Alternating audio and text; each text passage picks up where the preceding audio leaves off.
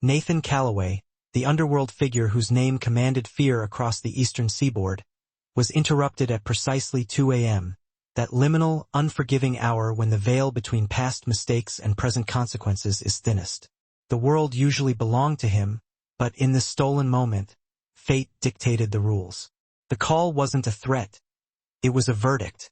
Emily Carter, the woman he had meticulously erased from his life, was fighting for hers in a delivery room, and the chilling truth was undeniable.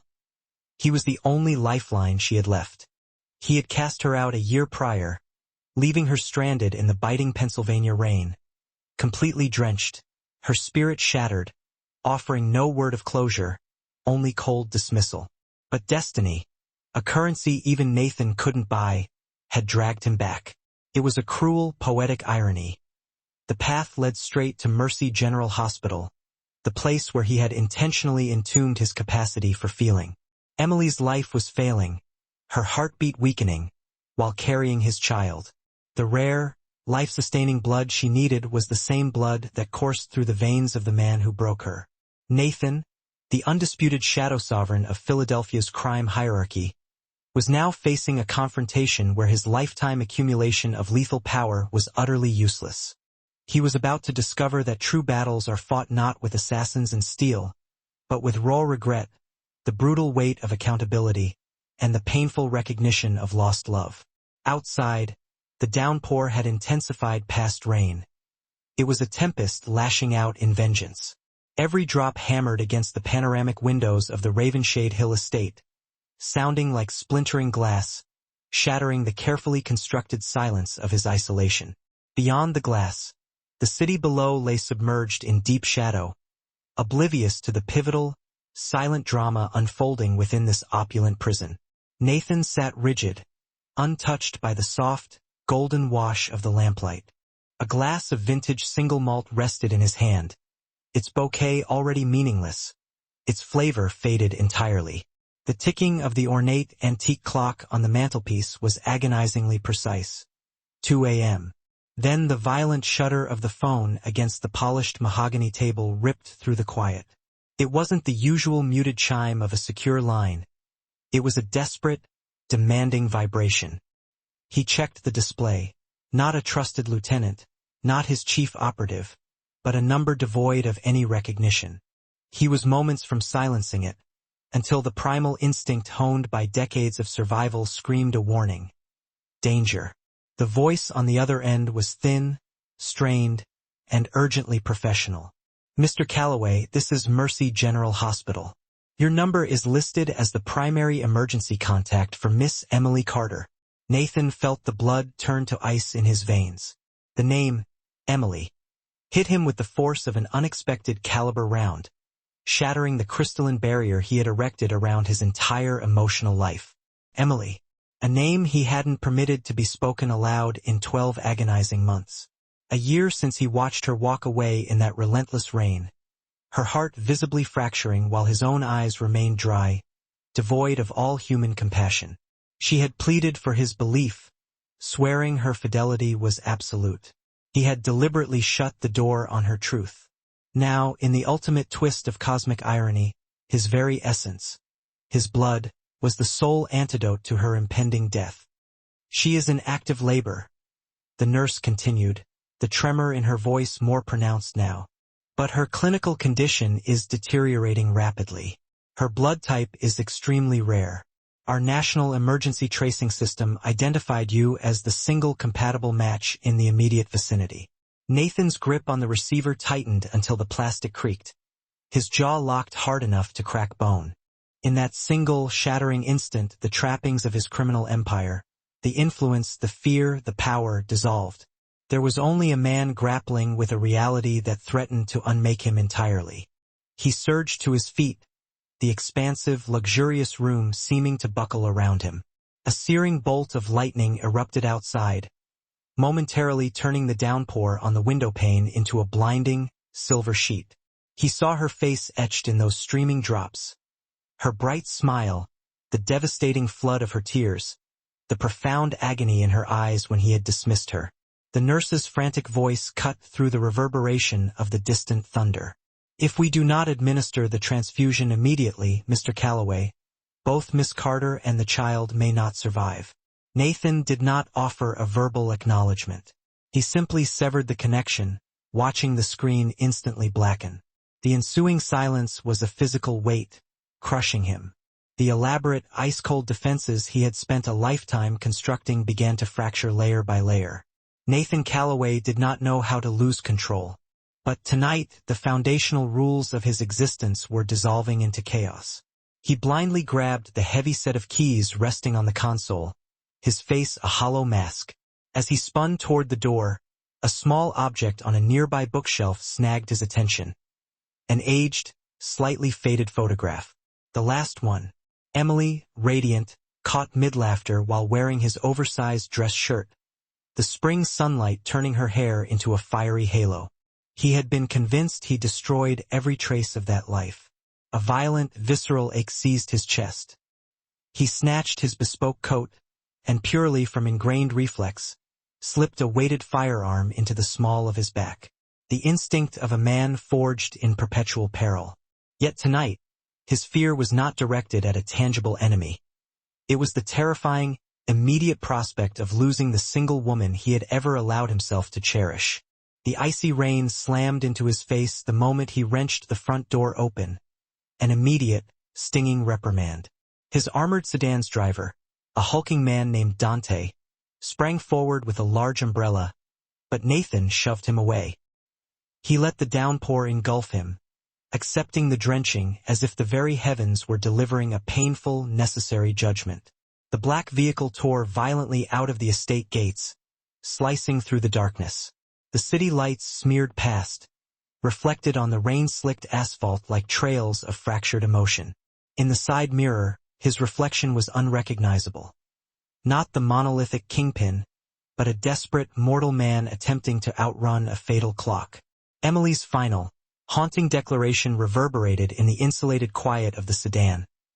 Asterisk one day, you will regret letting me go.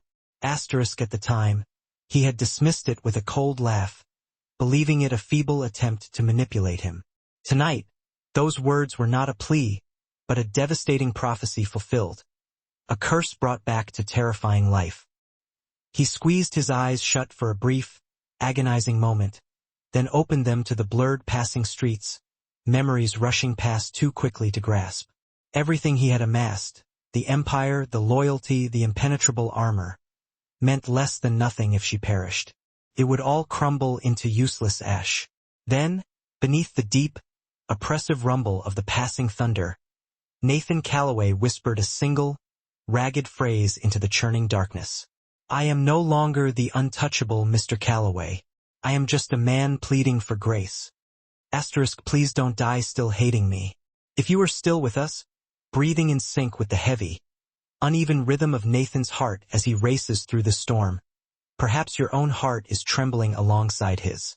Before we dive further down this breathless, rain-slicked path, please take a necessary moment to subscribe to our channel, to hit that like button, and to share this visceral story with someone who needs to be touched by a narrative as raw and emotionally intense as this one. Tell us where you are listening from, the city, the state, the quiet corner of the world you call home. We need to know this story, built on fate and fury, has reached you. Whether you are traversing the vastness of America or situated far beyond our shores, your presence is the current that keeps us navigating these deep, resonant stories. And now, let us return to the white-knuckle journey of Nathan Calloway, the man risking the entirety of his life to reclaim the one thing he cannot survive losing. The rain did not abate. It seemed the very sky was registering its wrath on her behalf. Each driving sheet of water hammered against the tinted glass of the sleek black Cadillac as it hurtled along the freeway. The scattered streetlights threw weak, pale yellow streaks into the luxurious interior, cold and unsettling, mirroring the fragmented state of Nathan Calloway's memories tangled in his mind. He remained seated in the rear, his expensive coat still heavy with water, his hair plastered damply to his forehead, one shoulder already chilled to the bone where the moisture had penetrated the lining. The phone remained clenched in his hand, the screen dark, yet seemingly burning with the persistent echo of the nurse's voice cutting sharply through the storm in his recollection. Asterisk if there is no blood, both she and the baby may not survive. Asterisk that single, devastating sentence repeated endlessly, weaving itself inextricably with Emily's soft voice from that day long ago. Asterisk I just want you to believe me once. He had never granted her that simple belief, not even for a fleeting second. Nathan Calloway, the figure whom the shadowy nexus of East Coast finance and crime referred to simply as the man who cannot love, now sat alone in the dark like any common man, experiencing raw, gut-wrenching fear for the first time in his formidable career. It wasn't the fear of rival gangs, or of police raids, or of death itself. He was afraid of arriving too late. Beside him, an expensive bottle of 32-year-old Glenfiddich sat uncorked. It was the celebratory whiskey he reserved only for signing billion-dollar deals or crushing a deeply rooted rival organization. Yet tonight, the glass he had automatically poured was still full, completely untouched. His throat felt dry and constricted, but he registered no thirst. His gaze was fixated on the impenetrable curtain of rain beyond the windshield, not truly seeing the road, but seeing only her, the way she stood there last year on his threshold, wearing that thin coat soaked through to the skin. She had been shaking violently from the cold, one hand instinctively pressed flat over her abdomen, as if to shield the fragile life just beginning to take shape within her. Asterisk I did not betray you. You know I am not that kind of person. Asterisk that desperate plea had resonated as clearly as distant church bells, ringing out to a heart willfully refusing to hear. And he had stood perfectly still on the threshold, staring at her without a flicker of emotion, his voice colder and harder than the rain relentlessly battering her shoulders. Asterisk leave. Do not ever come back. He had mistaken that cruelty for strength. He had readily accepted the insidious reports that she had betrayed him, that the child wasn't his, that she was merely an elaborate trap laid by his enemies to exploit his weaknesses. He believed it without proof, believing it so easily because he was terrified, not of the truth, but of the possibility of being wounded and abandoned again. His past had already been poisoned by another woman's treachery, and from that day forward, he had vowed no one would ever breach the walls of his heart again. But Emily was different. She was an elementary school teacher, the one person who had taught him how to manage a genuine smile without keeping his guard up. The one who meticulously folded his pocket squares every morning, who slipped tiny, handwritten notes into his suit jacket reminding him to cut back on cigars. And he had sacrificed all of that on the altar of a baseless rumor. Now, as the endless night swallowed the city and the storm howled like a vengeful entity rising from the depths, he finally grasped the magnitude of what he had decimated. Not just a relationship, but a woman who had offered him her entire, trusting heart. She had carried his child inside her, choosing to keep it, even knowing she faced certain abandonment, clinging to nothing except a soul already wounded by his callousness. Nathan's hand trembled, the first involuntary tremor in many years. It wasn't the penetrating cold. It was the acute, searing pain of guilt. He squeezed his fingers into a fist until the knuckles turned stark white, rested his heavy head against the leather seat back, and closed his eyes as if seeking refuge within his own personal darkness. But even there, her image materialized again.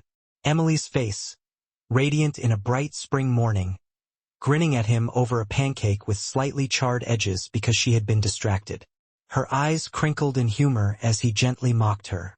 Happiness had existed. He had simply been the architect of its demise.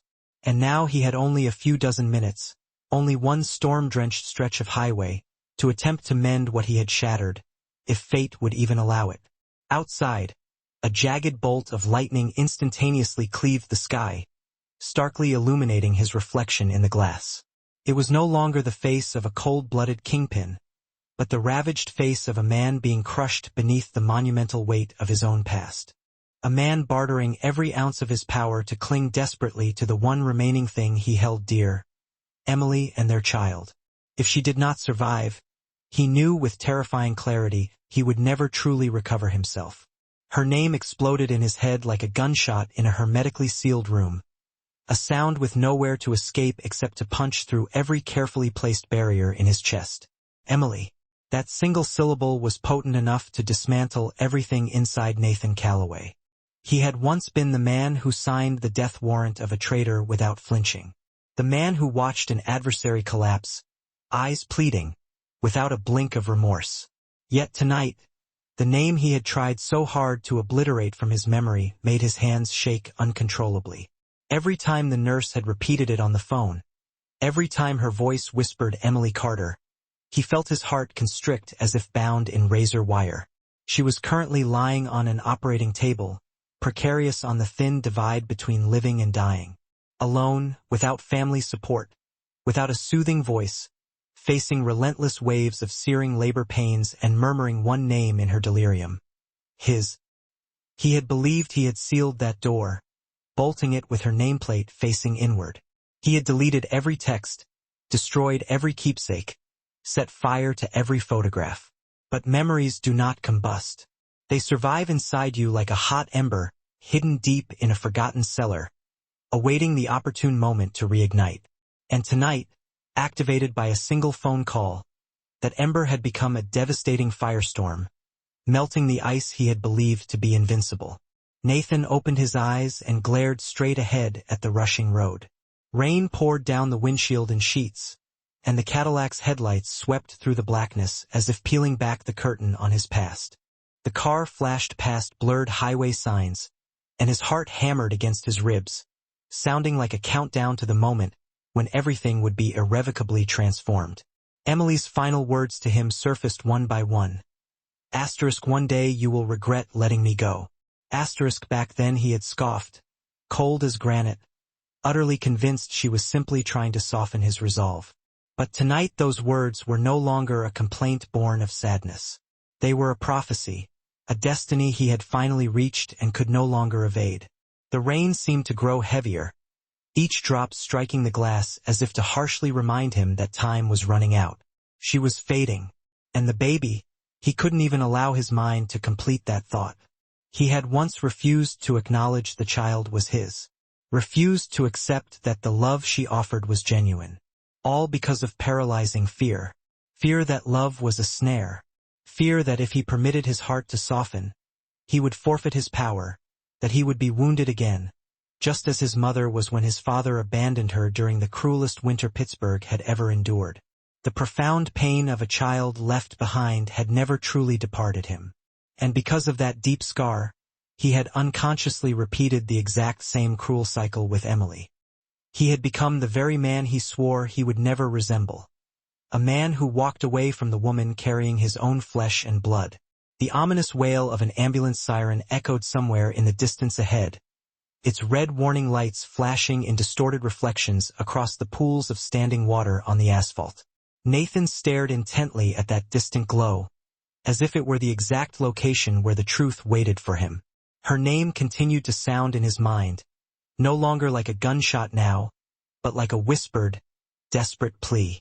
Each repetition cut into his pride, forcing him to accept that he no longer possessed the luxury of escaping his own emotions. Emily did not need a powerful kingpin. She needed a man who knew how to honor his commitments. A man who stayed when the first drops of rain began to fall, instead of violently slamming the door. He closed his eyes for a single agonizing heartbeat. And in his mind, she appeared exactly as he remembered her in their quietest moments. Not begging, not weeping, but lying in their bed, her hair damp from a shower, her gaze soft and gentle as she murmured, Asterisk, sometimes I wish you weren't the man everyone is afraid of. Asterisk, now he wished for only one thing, to be the man she needed most at this critical moment. And if she survived, he swore her name would never again thunder through him like a trauma, but would become a sacred prayer on his lips every single night for the rest of his fractured life. The black Cadillac continued its violent trajectory through the storm, as if slowing down for even a single heartbeat would allow something irreversible to occur. Inside the car, the silence felt suffocating, punctuated only by the rhythmic, desperate sweep of the wipers across the windshield, the relentless pounding of the rain against the metal frame, and the uneven, chaotic thudding of Nathan Calloway's heart.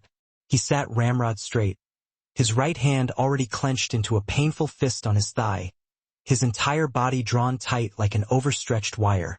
Emily was lying somewhere out there in the maelstrom, in pain and utterly alone, while he was trapped inside this metal box, racing against the unforgiving clock and the crushing consequences of his own monumental foolishness. Every time a street light flashed past and momentarily illuminated his reflection in the window, he looked like a gaunt phantom, no longer the cold-blooded mastermind of clandestine dealings, but a man actively being suffocated by a past he could no longer outrun. On the passenger seat, his coat remained thoroughly soaked. The potent smell of damp leather, expensive whiskey, and deep regret mingled into a heavy, oppressive atmosphere that clung to him like a second skin. His memory, as it always did at the worst possible time, began to betray him, violently dragging him back to days he had painstakingly convinced himself he had forgotten. One crisp autumn afternoon in the tiny kitchen of Emily's old apartment, where she had been distracted, baking an apple pie and entirely missing the oven timer ticking away. Smoke had rapidly filled the small room. The fire alarm shrieked deafeningly, and she had thrown back her head and laughed like a mischievous child, wiping her flour-dusted hands on a floral apron she often joked she would only wear in old age. Nathan, the man who historically used money to obliterate every obstacle, had stood there helplessly, confused like a fool, not knowing what to do except wrap his arms around her from behind and whisper a sentence he never repeated again for an entire year afterward. *, do not ever leave me. Yet, he had been the one who abandoned that vow. He was the one who pulled his hand back first, the one who slammed the door while she was still standing there, clutching her growing belly, pleading through tears, drenched in the early winter rain. He was the one who chose cold silence when she finally said, "If you do not believe me, then I have nothing left to hold on to."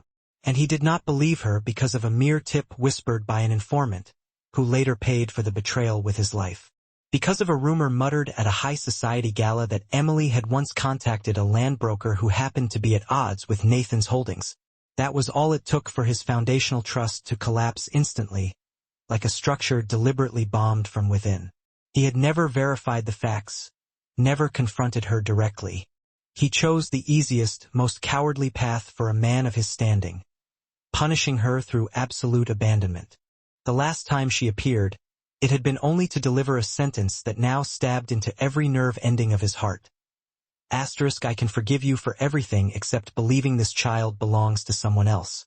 *, he had turned away then, without a single parting word. She had walked away with a life inside her that had not yet drawn its first breath. And Nathan had never once looked back. That had been the first time he had forcefully excised the person he loved most from his existence. And it might be the last. Because tonight, every unspoken promise, every unheard word, every frayed thread of their unfinished love lay on a sterile operating table where a woman fought desperately to keep alive the child he had once brutally refused to acknowledge as his own. A bead of sweat slid down his temple despite the icy temperature inside the car. He bowed his head low, gripping the steering wheel until his knuckles were painfully white and rigid. If fate granted him even one more sliver of a chance, he swore he would never repeat his mistake. Not once, not with her, not with their child. The car violently turned onto the highway exit ramp. The illuminated sign indicated Mercy General was 8 miles ahead. Yet Nathan knew the distance in time was far shorter than any number printed on a reflective board. He lifted his gaze, eyes locked on the terrifying storm ahead. Behind him were the crippling memories that refused to stop their chase. In front of him was a fragile, life-and-death hope waiting beneath emergency room fluorescence and the relentless beeping of monitoring machines that could fall silent at any moment. He would not allow himself to be late. Not this time. Not when her name still echoed in the deepest confines of his heart like an unfinished prayer. The rain fell as if it were a final, divine verdict from the heavens. Not merely water, but icy, brutal lashes striking the road, the car, his fractured thoughts, and every nerve in his body. The Cadillac had barely exited the highway and begun the steep, winding climb up the hilly road toward Mercy General when the sky seemed to erupt in unprecedented fury. Winds howled, the thick trees on both sides of the ascent bending violently as though actively intent on tearing themselves out of the earth. The headlights cut shallowly into the dense sheets of rain, but only enough to briefly illuminate a few feet ahead. Beyond that lay a profound blackness without depth or end. The car skidded slightly as the heavy tires hit an unforeseen patch of standing water, and Nathan clenched his teeth hard. His fingers locked so tightly around the wheel that the tendons strained and popped. But he could not slow down. Not when Emily's life and the life of their unborn child were hanging by a thread, because he dared lose even a single moment. The GPS flickered erratically in confusion as the storm scrambled its satellite signal, and the monotonous robotic female voice repeating weather alerts only served to sharpen his savage impatience. His eyes remained fixed forward. But his heart lurched violently when a massive tree limb suddenly snapped and came crashing down across the road right in front of him. He jerked the wheel, the entire car lurching sickeningly to one side, the back tires slipping off the pavement, the shriek of rubber slicing through the wet air like a severed nerve. In that instant, everything slowed, the world pushed into the heavy resistance of water. He saw Emily lying on a hospital bed, her face ghost pale, her thin arms wrapped protectively around the secret curve of her belly. He saw the cold, judging look in her eyes the last time she turned away from him. Saw the distant, flickering glow of a delivery room light, an ominous signal from the very edge of hell. Then the car slid into the metal guardrail. The impact slammed his head lightly against the side window. Not enough to draw blood, but enough to rattle the bones in his skull. The headlights flickered, threatening to die. Nathan gasped for breath, lungs burning. His hands were still welded to the wheel, the leather slick with sweat, as if letting go might shatter him completely. Outside, the sky kept roaring its judgment. The rain kept pounding. Yet inside the car, all sounds seemed to drift away until only his own heartbeat remained, pounding like a desperate drum, summoning a lost soul back to its duty. He pressed the brake, exhaled sharply, then pushed down hard on the accelerator. The engine responded with a deep, furious growl. The massive black machine climbed over the broken branch, splintering the wood beneath its weight, and continued forward without hesitation. Cold sweat clung to his skin, but his eyes never left the fractured ribbon of the road. Nothing would stop him now. Not the deluge of rain, not the furious wind, and certainly not the accumulated weight of his past. Nothing mattered except reaching her in time to tell her he had been catastrophically wrong, that the baby was undeniably his, and that he demanded the chance to begin again, even if it meant sacrificing everything he had built. The rain stabbed the windshield like falling blades of ice, but now they no longer felt like a punishment for his sins. They were a test, a brutal question for him alone to answer. Did he have the courage to dismantle his own life and make this right? The scattered, lonely lights of Mercy General Hospital began to glimmer through the trees in the distance, faint and wavering through the thick, blinding storm.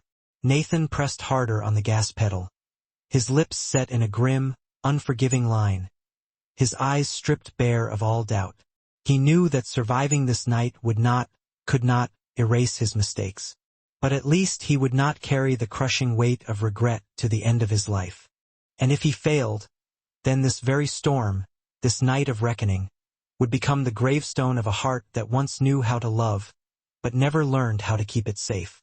And he, Nathan Calloway, a man who had made countless others kneel before him, was now nothing more than a man running toward the woman he should never, ever have let go.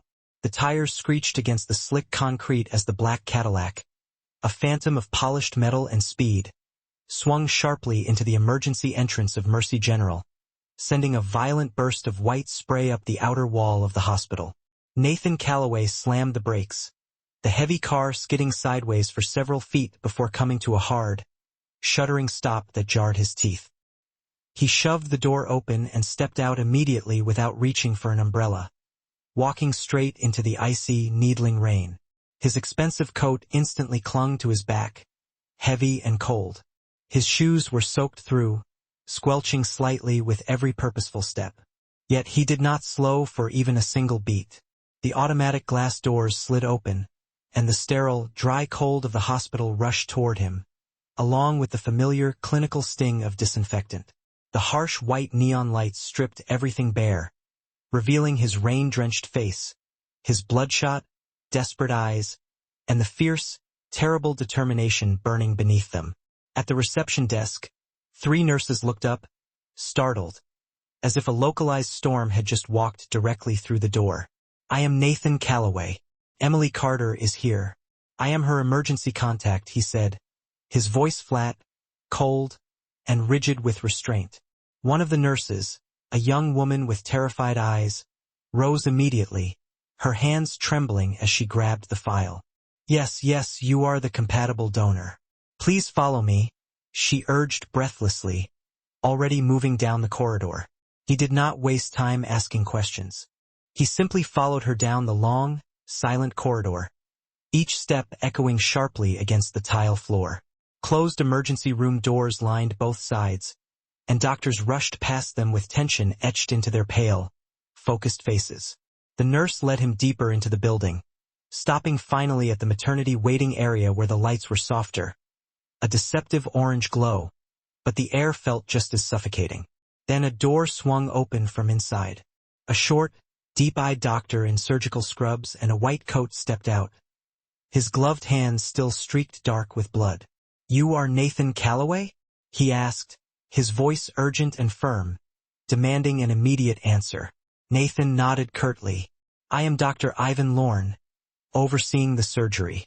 Miss Carter is in extremely critical condition. She is suffering severe, uncontrolled blood loss. The baby is losing oxygen due to a major placental abruption.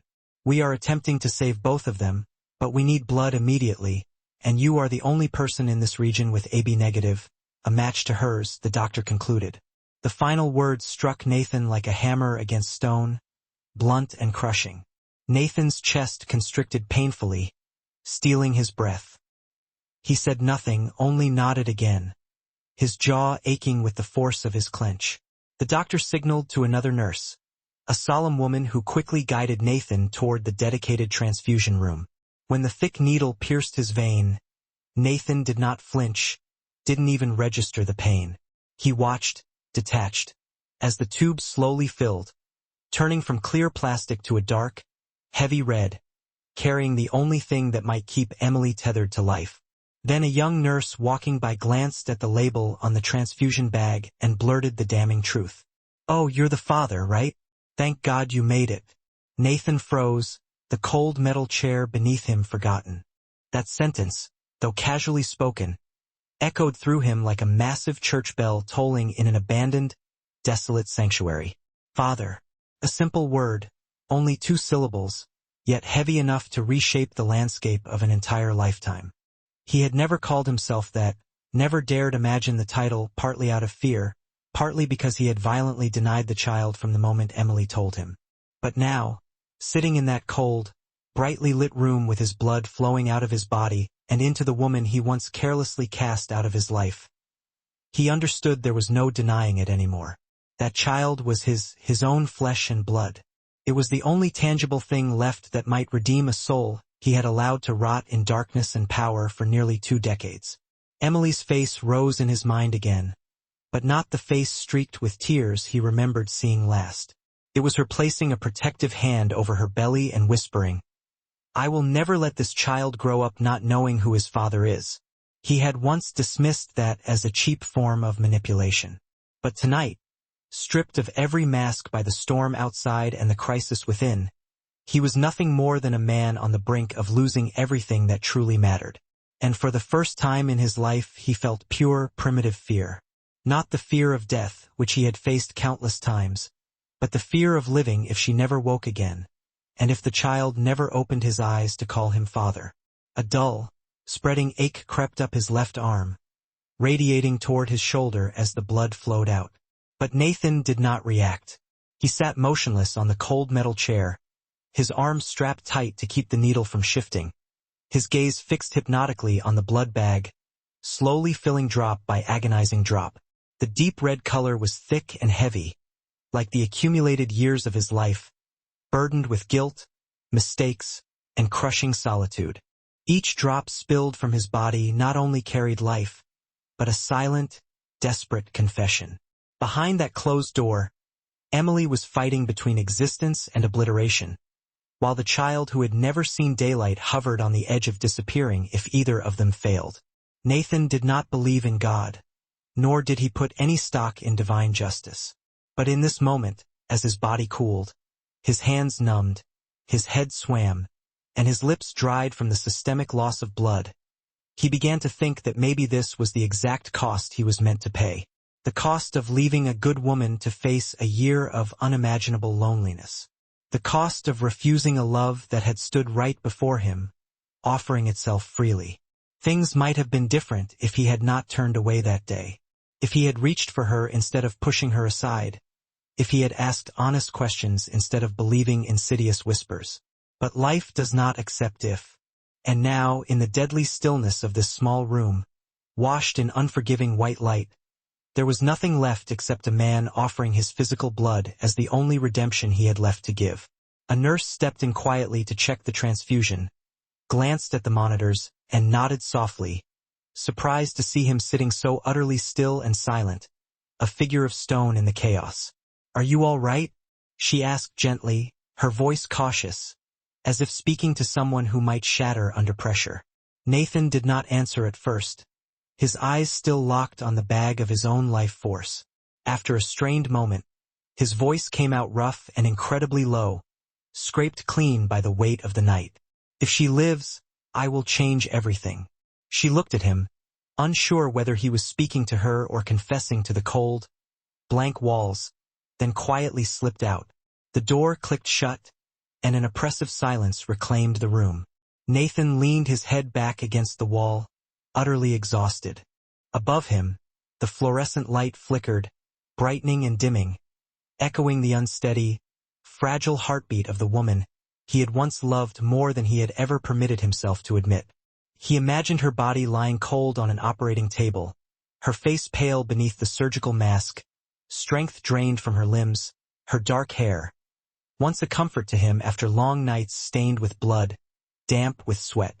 He imagined her hands, the same hands that had once traced the jagged scar on his back, and whispered that pain did not make him weaker.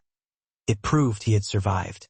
Now those hands might be cold, her pulse faltering, and all he could do was sit here, surrender his blood, and wait for hope. He hoped that his blood could somehow hold on to the only thing he had ever truly possessed without understanding its profound worth. When the second bag began to fill, his body felt heavier, colder, the exhaustion deep and systemic. Yet his eyes stayed wide open. He refused to close them, refused to let fatigue claim him. This was not a time to rest. This was the time to atone. A signal light flashed violently in the hallway. Footsteps pounded past his door, and someone shouted with sharp urgency, "She's crashing. Prepare for emergency transfer." Nathan's heart stopped for a beat, a sickening void in his chest. He tried to stand, but the tube still ran from his arm, and the blood, he knew, was not yet enough. He clenched his jaw until his teeth hurt, enduring the sudden, intense prickling pain crawling through his limbs from blood loss. He repeated in his mind, word by brutal word, like a violent prayer, "She will not die. Not because I was late. Not tonight." And through the haze of blood loss, the blurred light, and the strange sense of floating loose from his own body, he heard a voice inside his mind, soft and achingly familiar, not anyone's except hers. "I am still here, but will you keep me this time?" And he answered in silence, his soul cracking open with the force of the vow he made. "I will not let you go. Not for a single heartbeat again." The door to the transfusion room swung open just as the second bag was nearly full, and a man in a white coat stepped inside. A man whose mere presence commanded attention, the kind of authority that needed no introduction to make Nathan Calloway instantly narrow his eyes. Gray threaded conspicuously through his sharp hair. His frame was tall and lean, yet his gaze was sharp as a blade, his face carrying the worn, deep lines of someone who had stood too many times at the treacherous edge between life and death. Dr. Shaw. The name pulled with it a massive chain of memories Nathan had never expected to revisit in a moment like this. A moment where life hung by a single thread. 20 years earlier, in a small, forgotten hospital outside New Jersey, An 18-year-old boy with a knife wound deep near his lung had been rushed into the emergency room on a brutally cold winter night. No one asked his name. No one called the police. There had been only a young resident who did not ask questions, who simply bent over the table, stitching torn vessels back together, holding on to the last gasping breath of someone he knew could not possibly be innocent. Nathan had lived because of those hands. In return, he had once asked what the man wanted in payment. Dr. Shaw did not want money, did not want favors, did not want debt settled. He had spoken only one sentence. If the day ever comes when you see me again, and I need you to trust me without question, do not turn your back tonight. That sentence seemed to replay itself now, clearer and more alive than ever before. Shaw regarded Nathan without politeness or small talk. The blood is already being transfused to her, he stated. But we have a bigger problem now. Her heart is responding weakly to the stimulants. If it does not stabilize in the next 10 minutes, we will have to gamble everything on a more aggressive intervention, and I need you to sign consent for maximum risk. Nathan clenched his jaw, the muscle ticking. Speak plainly, doctor. Shaw moved closer, laying a sheet of paper in front of him, its small printed lines dense and unforgiving in the clinical light. If we proceed with advanced resuscitation procedures, we might be able to save the mother or the child, but there is no guarantee that we can save both. Every minute that passes narrows the options. I will try with everything I have to keep them both, but you must prepare yourself for the choice. Nathan looked down at the paper. The words swam slightly before his eyes. Her name, Emily Carter. Condition, critical, cause, uncontrolled hemorrhage, signature, medical proxy. An empty line waited for his name. One signature standing between life and death. He lifted his gaze to Shaw, seeking clarity in the older man's eyes. If you were me, who would you choose? Shaw did not blink, meeting the intensity of Nathan's stare easily. If I were myself, I would choose hope. But I am a physician bound by protocol. You are the man she loves. You must answer that question on your own. Silence stretched between them like an endless, terrifying chasm. Two men linked by a 20-year-old debt that could not be settled with numbers. Then Nathan took the pen and signed his name in a stroke so hard and definitive the ink nearly tore through the thick paper. Shaw nodded once, folded the document with precise care, and turned away. At the doorway he paused, his voice dropping to a quiet, level tone. I have watched many people go Calloway. But even unconscious, she keeps turning her eyes towards someone. She repeats your name, not as an accusation, but like a plea. Nathan faltered, the realization hitting him with the force of a physical blow. It felt as if someone had reached into his chest and squeezed his heart in a fist. Hovering between life and death, Emily was still calling him.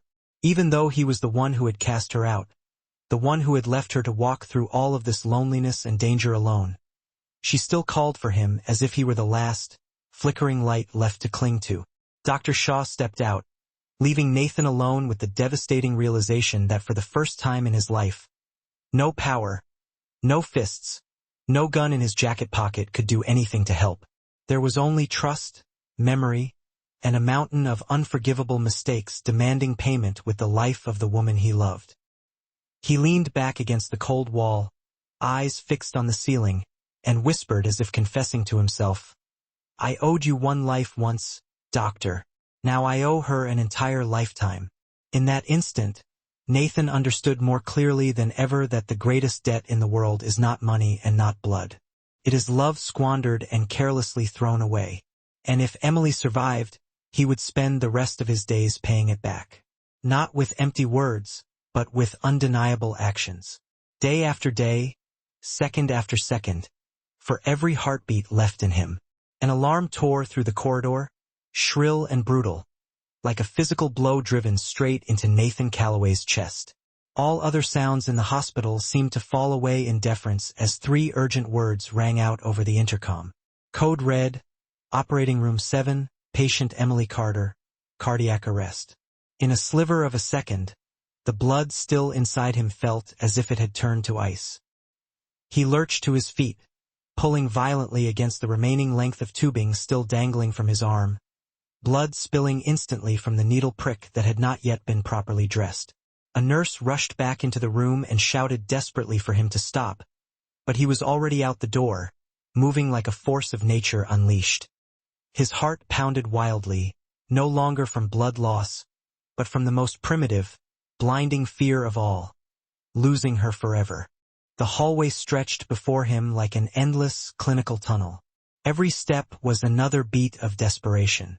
Every hospital doorway he had ever walked through in his life had been for purposes of pressure, for negotiation, for veiled threat. Today, he pushed his way through the heavy swinging doors of the operating room like a man staking his own soul on the outcome. The harsh surgical lights blazed into his eyes, searing his vision. The monitor machine screamed its mechanical agony, and Dr. Shaw was shouting clipped, tense orders to his team. Continue compressions. Prepare adrenaline. We have no rhythm.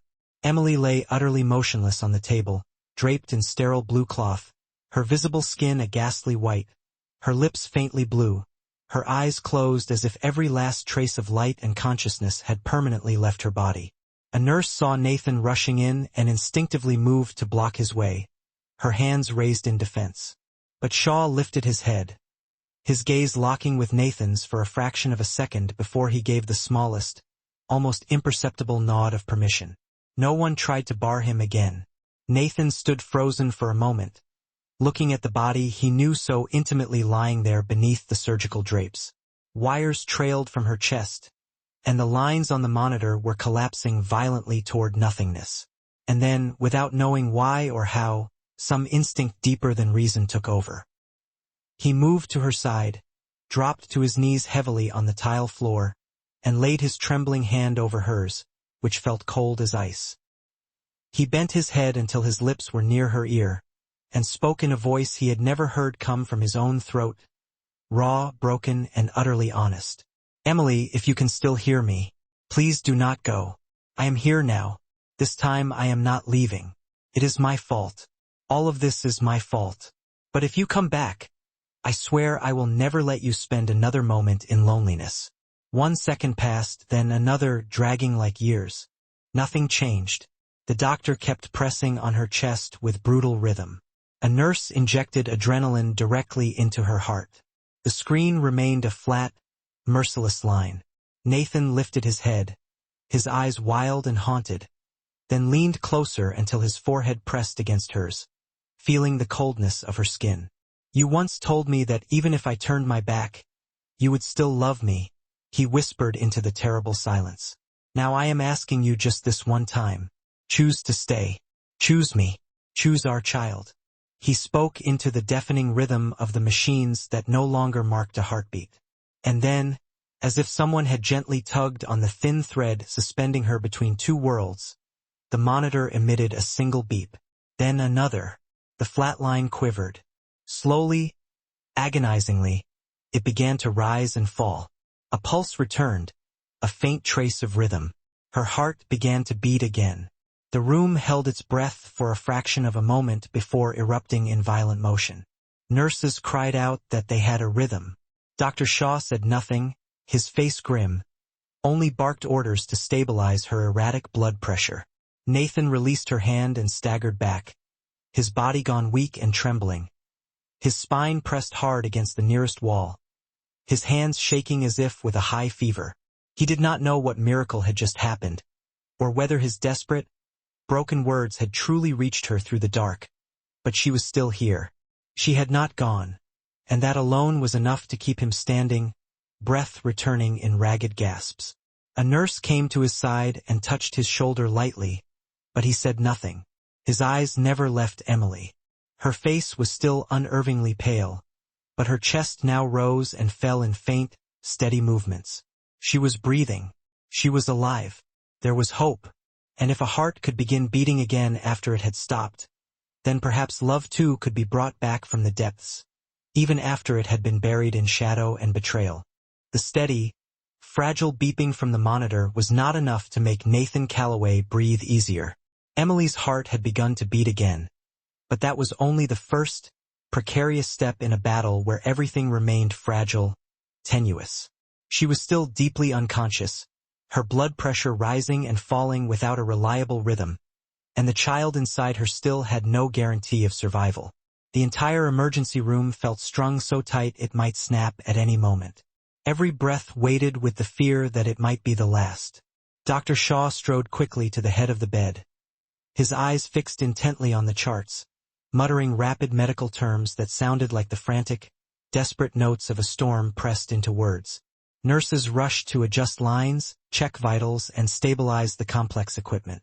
While Nathan stood motionless at the edge of the operating table, his hands at his sides, but his gaze burning with a strange new, fierce fire. It was no longer the look of a man accustomed to commanding others, but the look of a man holding on to the last, improbable chance to save what he loved most in the world.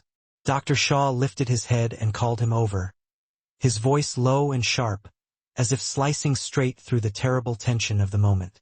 Her condition is not stable, Nathan. She has already gone into cardiac arrest once. If she goes again, the chances of recovery are nearly zero. And the child is suffering severe oxygen deprivation. If we do not deliver within the next 5 minutes, the risk of permanent, irreversible brain damage is extraordinary, a virtual certainty.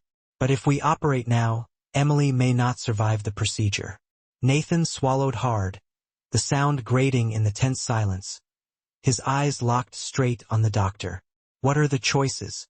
We can delay delivery for a few minutes to stabilize the mother, the doctor said, his voice flat with professional detachment, but that would put the baby at extreme, life-threatening risk. Or we can deliver now, knowing Emily's chances of surviving this complex surgery are less than 50%. For a moment time seemed to stop, congealing into a single agonizing point. The numbers flickering rapidly on the monitors lost all meaning, becoming just meaningless streaks of light. The noise of the room, the beeps, the murmurs, the rushed footsteps, faded as if sinking deep underwater. Nathan could hear only the frantic, heavy pounding of his own heartbeat, and a single, deafening question roaring like thunder in the cavern of his mind. Whom must he choose? Emily or the child, the woman he had finally allowed himself to love, or the life he had never met? His own flesh and blood standing before him in 2 bodies, and he was allowed to save only one. For anyone, it would have been a cruel and impossible verdict. But for Nathan Calloway, a man who had lived under the ruthless law of violence, a man who had ordered the end of other lives without a flicker of remorse, it was the first time he truly understood the consuming agony of a choice with no mercy. He clenched his fists until the thick tendons stood rigid beneath his skin, white knuckles screaming against the pressure. There is no or. Save them both. I will not lose anyone, not tonight. Dr. Shaw frowned, his professional demeanor slipping slightly under the force of Nathan's intensity. Nathan, you need to understand the physiological limits. But Nathan cut him off, his eyes sharp and unforgiving as ice, though his voice broke and rasped in places, betraying the hurricane inside him. You said you would choose hope. Then fight for it now. She called my name when her heart stopped. Doctor, she did not give up. I am not giving up either. Do not ask me to choose between my wife and my child. I have lost too much already in this life. This time I will not accept half a miracle. The room fell silent for a terrible, prolonged heartbeat. A nurse glanced nervously at the doctor, then at Nathan's formidable, unwavering presence, and then Dr. Shaw inhaled deeply, a long, decisive breath as if placing his entire career, his reputation, and his future on the line. He turned away from Nathan and spoke with firm, absolute resolve, his voice cutting through the tension. Prep for dual intervention. Call the advanced resuscitation team. We are going to try to save them both. The door swung shut behind him, leaving Nathan standing there, utterly alone in the corridor. His heart was still pounding hard enough to shake his ribs, but for the first time in hours, there was a fierce, resilient light in his eyes. Not blind hope, but a visceral belief. Belief that if love fought hard enough, the impossible might tilt in its favor. Belief that if Emily was still fighting somewhere inside that sterile room, he would be right here, fighting alongside her until the final second. Inside the operating theater, the precise clatter of instruments rang out like metal striking metal. The bright surgical lights glared down, intense and unforgiving, illuminating every shadow, as if every remaining spark of life had gathered, condensed at this single critical point where Emily lay, utterly suspended between two worlds. The surgical teams moved quickly into position, seamlessly coordinating their frantic efforts. One focusing on Emily's failing heart and the complex transfusion lines, the other ready to deliver the baby as fast as human hands could possibly move. Nathan stood outside the thick, reinforced window of the operating room, his fingers interlocked before his chest as if frozen in prayer, though he had never believed in anything divine or sacred. Inside his chest, there was only one repeated whisper, over and over, hammering against his ribs. Please do not take them from me. The tension reached a breaking point, stretched too thin, about to snap. And then suddenly, the powerful fluorescent lights in the hallway flickered. Once, twice, then with a sickening pop, they went completely black.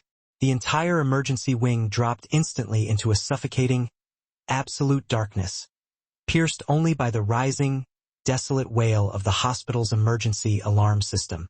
A heartbeat later, the red strobes flashed, uselessly cutting the air, and a nurse burst out of the operating room, her face chalk white with terror.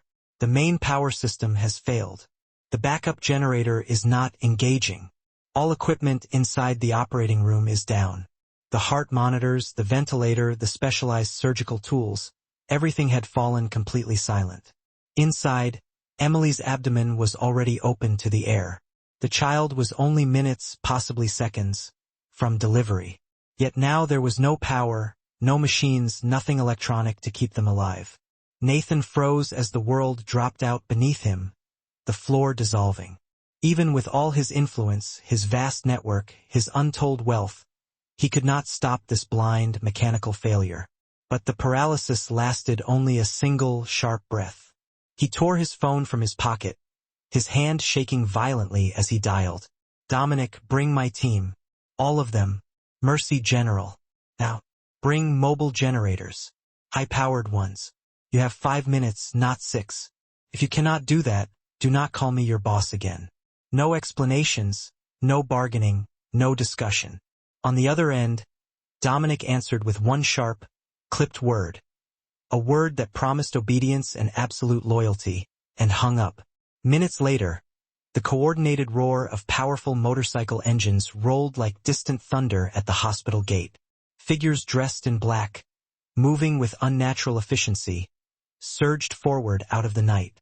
Dominic, the closest man Nathan had ever trusted, led a team of 5, all former combat logistics specialists and engineering experts, hauling 2 massive, high-powered generators once used in high-risk rescue operations along the Colombian border.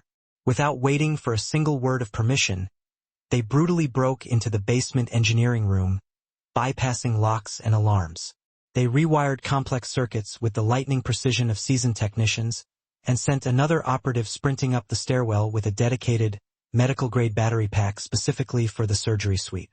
Within 3 minutes, 180 seconds, the lights surged back on, brilliant and steady, as if nothing had ever failed.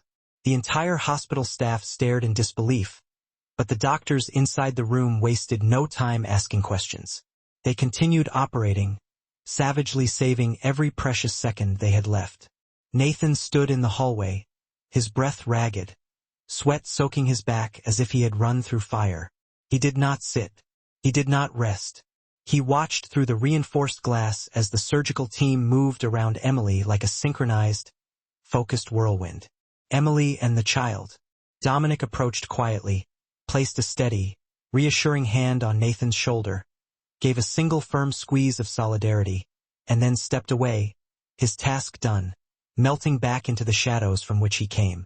Everyone in that corridor understood that tonight had nothing to do with power, nothing to do with reputation, and nothing to do with fear. Tonight was the night a man had wagered everything, risking his life and his empire, to hold on to the last thing in this broken world he still had the strength and capacity to love. And in the absolute darkness, when the most advanced hospital systems failed, it had been sheer, brutal determination, unwavering loyalty, and something dangerously close to redeeming love that brought the lights back. Machines can stop. Hope does not. Life may be fragile, but as long as someone is willing to run headlong into the storm for it, there is still a chance. And Nathan Calloway, once widely feared as a kingpin ruling the criminal underworld, had become something else entirely. He was a father fighting for his child, a man fighting for the woman he loved, and a soul finally learning how to rescue not only their lives, but the vital, human part of himself he had allowed to die many years ago. The cry that suddenly split the bright, surgical air of the operating room rose like a streak of pure lightning, striking straight through Nathan Calloway's chest, shattering every layer of ice, every ingrained fear, every calculated restraint he had carried all his life. It was not the familiar, cold crack of gunfire, not the desperate scream of someone begging for their life, not any sound that belonged to the world of blood and power he ruled. It was the most primal sound imaginable, the purest, most sacred sound a man who had once lost everything could ever possibly hear. It was the sound of his son's first fierce cry, a declaration released on the razor-thin line between life and death. In that precise instant, the whole world seemed to stop its rotation. Nathan stood frozen outside the operating room, his eyes unblinking behind the thick glass. His heart pounded wildly, no longer bound by logic or habit, only by the raw, overwhelming instinct of a man who was for the very first time being called a father. Inside, the obstetrician lifted the baby. A tiny body, purple-tinged and slick with the fluids of birth, impossibly small. Yet his cry rang out with fierce, demanding insistence, a declaration to the universe that he had arrived, that he had survived the impossible, that he existed as proof that love, even buried love, never truly disappears. A nurse wrapped the child immediately in a white blanket, tucking him in snugly, wiping away the blood and moisture, then quickly checked his heartbeat, his lungs, his reflexes. Everything moved like a storm in fast motion, but Nathan stayed rooted to the spot, immovable as if nailed to the floor. He could not tear his gaze away from that small, struggling form, could not look away, even as every muscle in his body trembled uncontrollably with exhaustion and emotion pressed down to the breaking point. And then something happened that he had never even dared to imagine. A nurse stepped out of the operating room, came directly up to him, her face still drawn tight with the strain of the procedure, but her eyes brightened by an unmistakable glimmer of relief and hope. She did not say much. She simply nodded once, gently, and placed the baby carefully into his waiting arms. Nathan reached out, and the very moment his arms closed around that tiny life, his body trembled as if struck by a bolt of high current. The child weighed less than 3 kilos, his fragile little frame fitting entirely within the circumference of the arms that had once drawn lethal guns, tightened brutally around throats, and guarded an entire criminal empire in the shadows. But now those exact same arms cradled the most fragile, most untouched thing he had ever held, his son. The baby's eyes were not fully open yet. His mouth pressed into a small, perfect pout as if offended at being so abruptly pulled out of the warm, dark shelter he had known. Nathan bent his head, brushed his lips gently against his son's forehead, his breath breaking apart like a whispered confession, a deep physical surrender. He said nothing, but in the wet shimmer of his eyes lay every unspoken apology, every promise he now swore to keep, every moment he should have been there and was not. He was the man who had walked through death and danger without flinching, the man whose hands did not shake at any life or death decision. Yet in that moment he felt weaker, more vulnerable than he had ever been. Not because he feared losing something, but because for the first time in his life he had something so sacred, so utterly dependent, that he wanted to protect it at any cost. A doctor passing by laid a quick, professional hand on his shoulder, murmuring that Emily had not woken yet. But her vital responses were stabilizing. The intensive surgery was ongoing. They could not promise anything definitive, but she was alive, and that, the doctor emphasized, was a beginning. Nathan nodded slowly, though his eyes never left the child. His broad, powerful hand trembled visibly as he touched his son's tiny, curled fingers. The baby curled his hand instantly around one of Nathan's fingers by pure instinct, holding on with a surprising, anchoring strength, as if tethering Nathan to the world of the living. In that instant, Nathan knew that whether Emily woke or not, Whether tomorrow was kind or cruel, his life would never, ever be the same again. A new, clean chapter had opened, and on the first page there was no blood, no calculated power, no shadow of the underworld, only the echo of a fierce cry, soft skin, a fragile breath, and a single immense word swelling inside his chest. Father. He bent down again, pressing his cheek gently to his son's head, and whispered from the deepest chamber of his soul, "Welcome, little warrior. You are here now, and your father is finally ready to learn how to love from the very beginning." The recovery room was so quiet that the mechanical ticking of the clock on the wall could be heard with unnerving clarity. Each deliberate click marked another second in the slow countdown to something sacred about to unfold. Outside, the sky was still heavy, pregnant with exhaustion. The torrential rain had not stopped completely, but had softened, falling now in scattered, persistent drops that tapped gently against the fogged window pane. In the soft, warm wash of yellow light cast by a bedside lamp, Nathan sat in absolute silence by the bed, his hand wrapped firmly around Emily's, like the last strand keeping him upright after everything that had happened. The baby had been safely taken to the nursery for observation, and now this room held only two people. One who had just crossed the perilous threshold of life and death, and one who was desperately learning how to become human again. She had not woken in the 4 hours since the grueling surgery, but the steady, even beat of her heart, and the gentle, regular rise and fall of her breath offered a hope that had never felt so real, so tangible. Nathan's gaze never left her face, the face he had conjured in dreams thick with regret, the face he had run from during those foolish, misguided months when he told himself that leaving her was the only way to keep her safe from the darkness he carried. Now staring at the faint flutter of her lashes, at the pale skin still marked by the redness left from tubes and tape at her neck and wrists, he saw a woman who had fought like a warrior, not only for herself, but for the small life lying in a crib down the hall, and for the man who had wounded her more deeply than any physical injury to the flesh. A tiny movement in her fingers made him jump, the suddenness startling him. Then her lashes quivered again, slow and fragile like a butterfly's first attempt to move its wings after a long, protective sleep. Her eyes opened gradually, clouded and unfocused at first, hazy with sedation, then slowly, agonizingly clearing. She looked up at the stark ceiling, then turned her gaze to the side, and her eyes finally met his. Nathan's grip on her hand softened almost imperceptibly, a shaky, hesitant smile pulling at the corner of his mouth. "Hello?" he whispered, his voice rough and fragile, like someone who had nearly lost the ability to speak. Emily stared at him for several long seconds without blinking, processing the sight. Then a flicker of painful recognition crossed her face, her eyes narrowing slightly, not with confusion, but with clarity sharpened by months of memory and betrayal. She remembered all of it. She tried to speak, but no sound came out, only a faint, dry rush of air between parted lips. Nathan leaned in, worried instantly. "Take it slow. Do not try to talk yet. You are safe now, completely safe, and so is the baby." She turned her face away immediately, closing her eyes as if that simple movement of evasion could completely erase his imposing presence.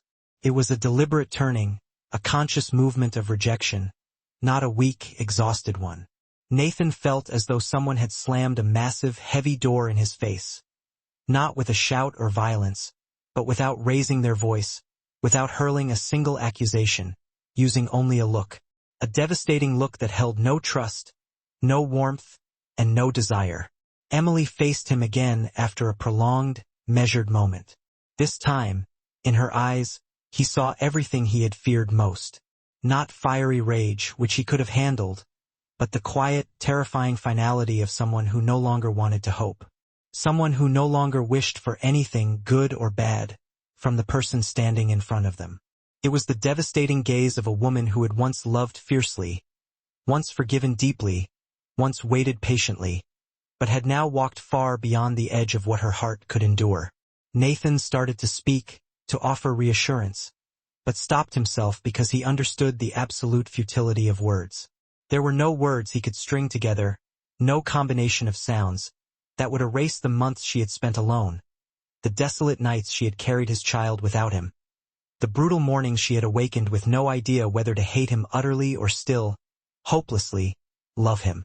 So he stayed exactly where he was, neither begging nor defending himself.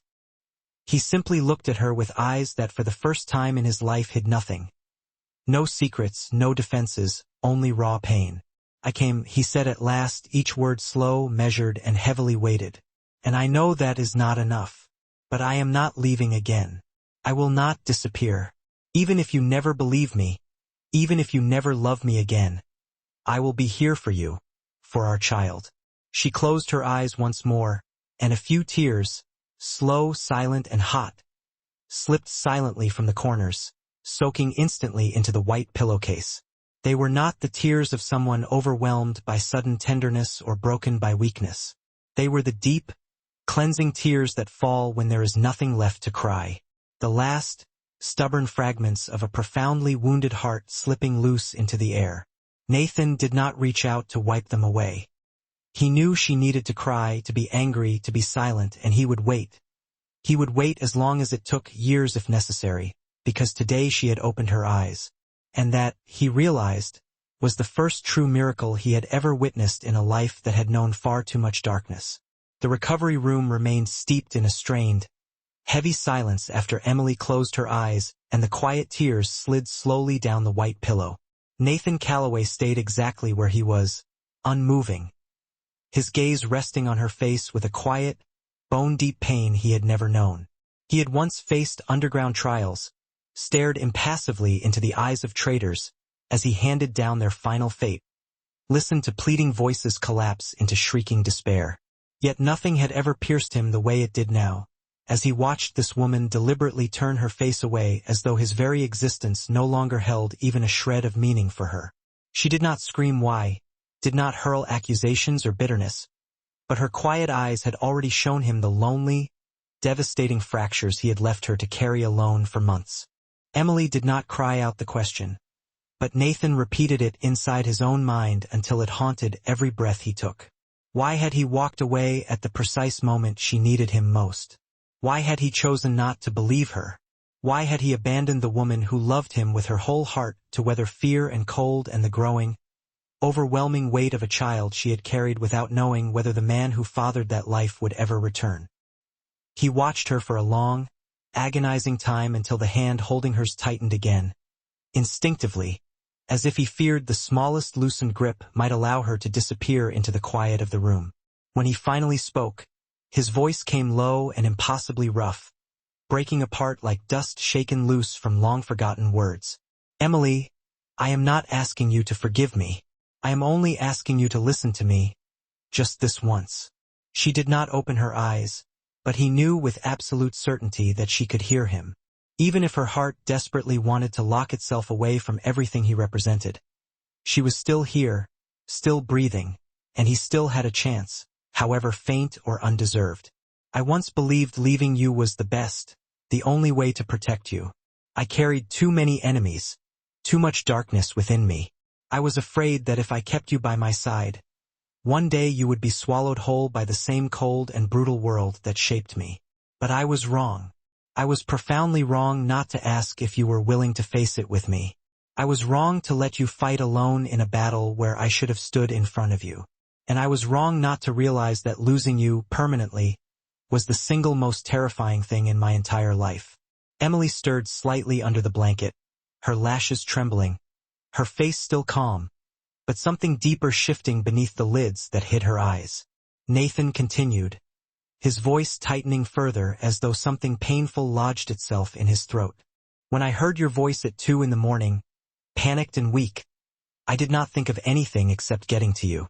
Not out of duty, not because of a title, not because of any obligation, but because my heart finally knew that if you vanished, I would not be able to go on. Not for one more day, not for one more hour, not even for one more minute of existence.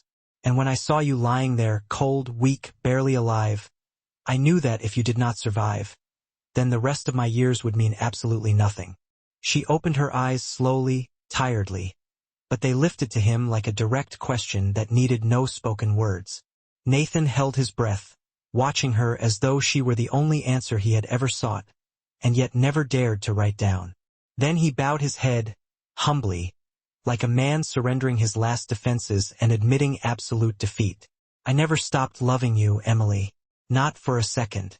Even when I tried to bury it, tried to drown it with silence, with distance, with meetings held around murderers, with sleepless nights and cold whiskey, it was still there, right here. He pressed his broad hand hard over his heart where it beat unevenly, raggedly, like a frightened child waking from a nightmare. That love never left. It was only buried beneath fear and my own unforgivable selfishness. But I am done running. You do not have to forgive me, ever. You can hate me for the rest of your life.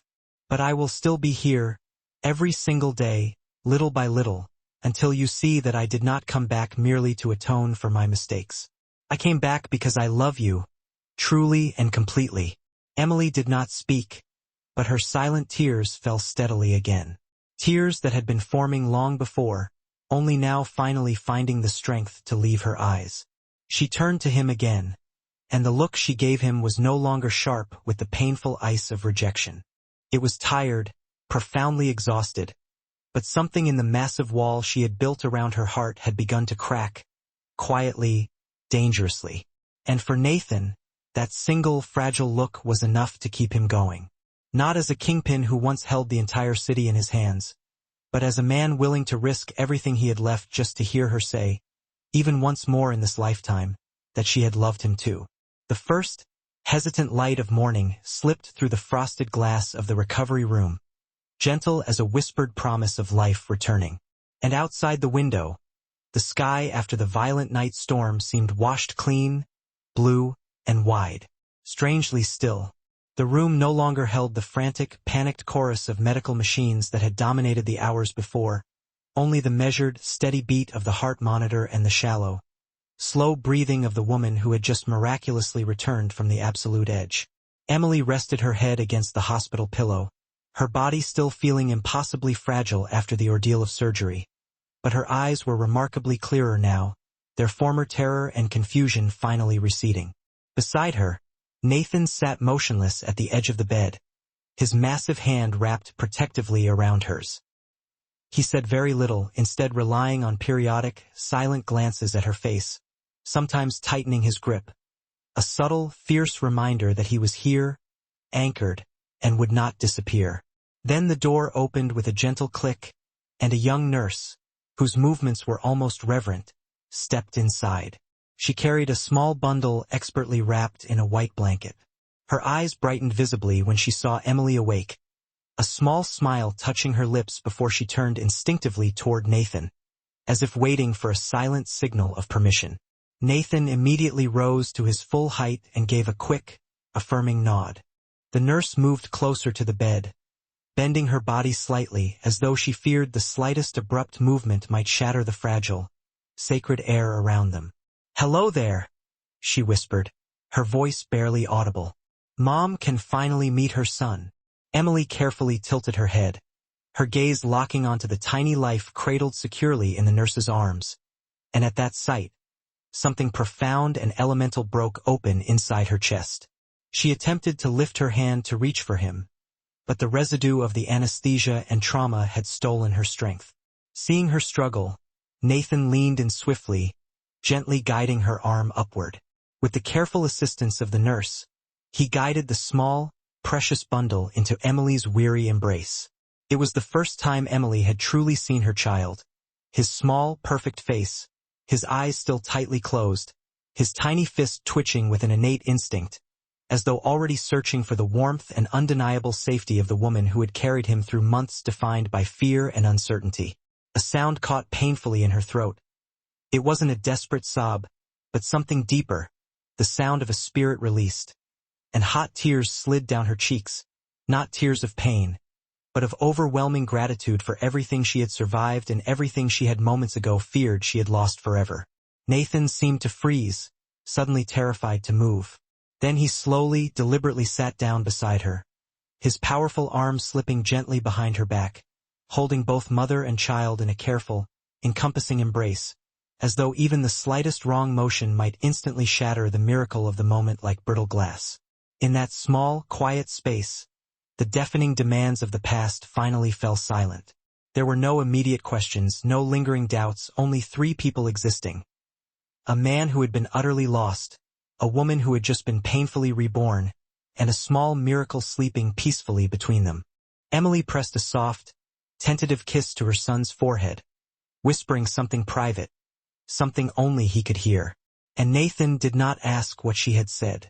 He simply watched them, feeling as if the entire complicated universe had condensed itself into that single, powerful scene of pure light. A doctor stepped in for a quick, routine check, smiling warmly when he saw how remarkably quickly Emily was stabilizing and improving. "We have honestly never seen a recovery quite like this," he said, glancing meaningfully at Nathan with a measured, insightful look. "Perhaps it is the sheer will to fight, or perhaps it is the person sitting right beside her." Nathan said nothing, only offering a slow, grateful nod, his eyes locked solely on his son. For the first time in his life he felt utterly small. Not the intimidating man who once commanded others to tremble. Not the feared name whispered in shadowed back rooms and hidden ledgers, but a man awkwardly learning how to be a father. Learning, brick by painful brick, how to love without the debilitating shield of fear. Emily looked down at her baby, then up at Nathan, her voice still weak and hushed, but suddenly steady and deep, like a spring returning to its powerful flow. "He needs a name." Nathan nodded, a rush of hopeful anticipation hitting him. He had hoped, deeply, for this moment, though he never would have dared to speak first. He knew that even though this child bore his blood, the right to name him could not possibly come from a man who had walked away and caused so much pain. A man relearning love from the ground up, starting from dust. But Emily did not turn away. Her forgiveness was not yet complete, perhaps never would be, but her gaze no longer held impenetrable walls. She opened a doorway by asking him directly, "What name do you think truly suits him?" It was a small question, spoken softly, but to Nathan, it was an immense, staggering doorway he had not dared to reach for until she offered it freely. He looked at the child, the weight of a new life settling upon him, and whispered, almost asking himself, "Jonathan." Emily gently furrowed her brow, tilting her head slightly, her eyes patiently waiting for something deeper, something of his hidden history. Nathan exhaled slowly, a lifetime of secrets rushing out, and continued, his voice dropping to a low confession. "When I was just a boy, someone who cared for me in the orphanage gave me that name. He was the first person who taught me how to write it down. But he was also the first person killed for the simple act of hiding me." His hand unconsciously tightened on the bedsheet. "That name was all he left me before I ran from that place and stepped into a life with no way back. I never used it again. I buried it until today. I think it is time for it to carry a new meaning. Not the beginning of darkness, but the beginning of light." Emily looked down at their sleeping son and smiled softly, profoundly. "Jonathan," she repeated, tasting the name with all the resilient love she had left to give. "And his middle name?" Nathan hesitated for a brief moment, then smiled faintly, genuinely. "Carter. It is your name. I want it to be a part of him, a constant, solid piece that no one, especially the ghosts of my past, could ever take away." Her eyes flickered with emotion, then she nodded, accepting the gift. "And his last name?" Nathan bowed his head slightly, not answering right away, bracing himself. "If you do not want him to carry the name Calloway, I will understand completely." But Emily shook her head immediately, her voice gentler, stronger. "He is ours, Nathan. And if I had the strength to carry him this far, through everything, then I am strong enough not to fear your past repeating itself. Not for him." She looked at the baby and whispered the name, as though christening something sacred and unbreakable. "Jonathan Carter Calloway."